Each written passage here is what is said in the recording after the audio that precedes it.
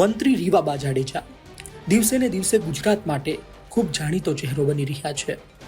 2022માં ધારાસભ્ય બન્યા અને ત્યારબાદ મંત્રી પણ બની ગયા। ગુજરાતમાં સતત તેની ચર્ચાઓ થતી રહેતી હોય છે। આ વચ્ચે સવાલ એ છે કે જામનગર ઉત્તર જે તેમની વિધાનસભા છે ત્યાં શું બધું બરોબર ચાલી રહ્યું છે?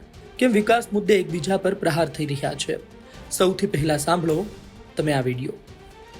વોર્ડ નંબર 2 માં જે ડીપી કપાત વાળો રોડ છે એમાં કેવી રીતના આ સરકાર દ્વારા આમ જો કેવા નાટક છે। આ બધા જો આ રોડ છે, આ રોડની વચ્ચોવચ્ચ થાંભલો છે।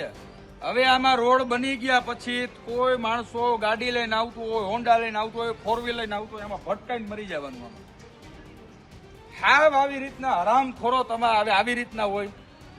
રોડ વચ્ચોવચ્ચ થાંભલા ખોડીને રાખ્યા છે। રોડ બનતો હોય એ પહેલા તમારી ફરજ છે કે એને ટ્રાન્સફર કરવો। આ જેએમસીના અધિકારીઓ સાથે મેં વાતચીત કરી તો એ લોકો એમ કીધું કે પીજીવીસીએલના લોકોને અમે 1.5 મહિના પહેલા અમે લેટર આપી દીધેલ છે, છતાં એ લોકોએ કામગીરી કરેલ નથી। આ એક થાંભલો નથી, એક આગળ થાંભલો છે, એક આમ થાંભલો છે, એવા કેટલાય થાંભલા છે જ્યાં રોડ વચ્ચોવચ્ચ છે।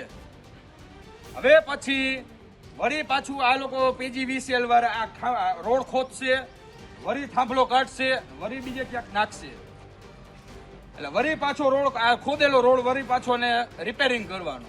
આ નવા રોડ બનાવીને ખોદવાનું, કાઢવાનું, ભરવાનું આ બધું શું આવી રીતના જામનગર મહાનગરપાલિકાનું તંત્ર હાલે છે? આ રીતના આ સરકાર હાલે છે? આવી રીતના ભ્રષ્ટાચાર કરો છો? આ તમારા નાટકો બંધ કરો અને વ્યવસ્થિત ધ્યાન દો। આ ચૂંટણીઓ આવે છે એટલે જલ્દીથી જલ્દી તમારે રોડ બનાવી દેવા છે, પબ્લિકના મત લેવા છે, બધું કરવું છે। આવા હરામખોરો નાટક કરો છો સાલાવ। આ વ્યવસ્થિત તમે કામગીરી પૂર્ણ કરો, પેલા થાંભલો ખસેડો અને પછી રોડના કામ ચાલુ કરો। આ જામનગરના તો ઓલા બધા ભૂતપૂર્વ થઈ ગયા, બધા આ મેયર ને સ્ટેન્ડિંગ કમિટીના ચેરમેન એ બધા ભૂત થઈ ગયા હવે। એટલે હવે આમાં કોને કેવું? ધારાસભ્ય ધ્યાન દે, આપણા જામનગરના સાંસદ ધ્યાન દે, કેમ કે બધા કોર્પોરેટર, મેયર, સ્ટેન્ડિંગ કમિટીના ચેરમેન એ બધા તો રજા ઉપર ઉતરી ગયા છે હવે। એટલે તમે બધા ધ્યાન દો। આ મ્યુનિસિપલ કમિશનર સાહેબ તમે ધ્યાન દો। આ બધું જોવો કેવા નાટક ચાલે જાય જામનગરમાં। આ વિડીયો સાંભળ્યા બાદ તમે વિચારતા હશો કે ખરેખર શું વિકાસ ગાંડો થયો છે? શું આ પ્રકારે કામ કરાતું હશે? વિડીયો વાયરલ થયા બાદ સ્પષ્ટતા પણ કરવામાં આવી છે, સાંભળો। નંબર 2 ને 3 ની વચ્ચેનો જે અત્યારે ડીપી કપાતનો રોડ ચાલુ છે ત્યાં જે થાંભલાની પ્રશ્નની વાતો કરે છે તે અત્યારે કોઈ રોડ બનતો નથી। અત્યારે ખાલી આપણે ફક્ત પીસીસી જ કરી છે અને આ થાંભલા 16 માર્ચે સરકારનો પરિપત્ર હોય, બોર્ડની પરીક્ષા ચાલુ હોય, 16 માર્ચ પછી આપણે થાંભલા હટાવશી અને પછી જ આના ઉપર 8 ઇંચની ભરાઈ કરી અને પછી સીસી રોડ બનાવશી। અત્યારે કોઈ આપણે રોડ બનાવતા જ નથી અત્યારે કાંઈ।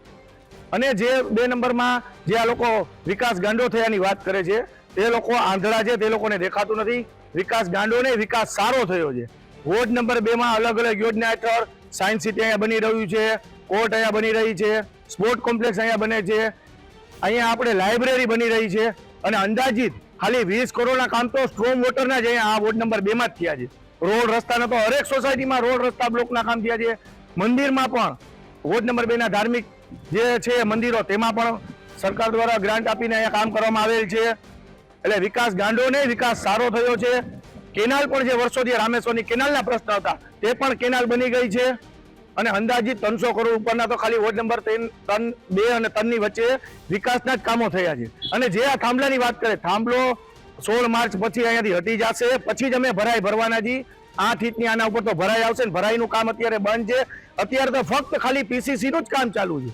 અને જે ભૂતિયા બંગલાથી લઈ અને ગોકુલધામ સુધીના રોડ હતો જે અત્યારે સંપૂર્ણ પતી ગયો છે ને જે અત્યારે પબ્લિક ચાલવા પણ માંડી છે, ત્યાં પણ આવી રીતે 4 થાંભલા હતા। અમે જે પીસીસી કોન્ક્રીટ કરીને પછી 4 થાંભલા હટાડીને પછી જ અમે અહીંયા સીસીઓનું કામ કરેલ છે। એટલે વરસાદી પાણીના નિકાલ માટે અમે અત્યારે કોઈ ચૂંટણી માટે આ રોડ વેરો નથી કરતા। આ રોડ ફક્ત ને ફક્ત જે ચોમાસું આવે એની પહેલા અહીંયા સ્ટોમ વોટરનું કામ કરી નાખ્યું છે રોડની બંને બાજુ। અને સ્ટ્રોમ વોટરથી જે પબ્લિકને પાણી ભરાવાનો પ્રશ્ન છે એ 80% હલ થઈ જાય એમ છે 2 અને 3 નંબરનો પ્રશ્ન। એટલે અમે અત્યારે તાત્કાલિકના ધોરણે અહીંયા ખાલી ફક્ત પીસીસી કરીને રોડ આગળ વધારી રહ્યા છીએ। થાંભલા હટ્યા પછી જ અમે અહીંયા સીસી રોડનું કામ કરશી।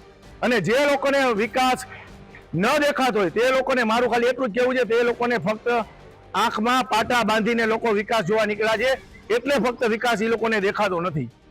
ટૂંકમાં વિવાદના મૂળમાં રસ્તા વચ્ચે જોવા મળતો થાંભલો છે અને અધિકારીઓનું વલણ છે, કામ કરવાની પદ્ધતિ છે. હવે જોવું રહ્યું કે ક્યારે આ થાંભલો દૂર કરવામાં આવે છે. બ્યુરો રિપોર્ટ, ગુજરાત તક.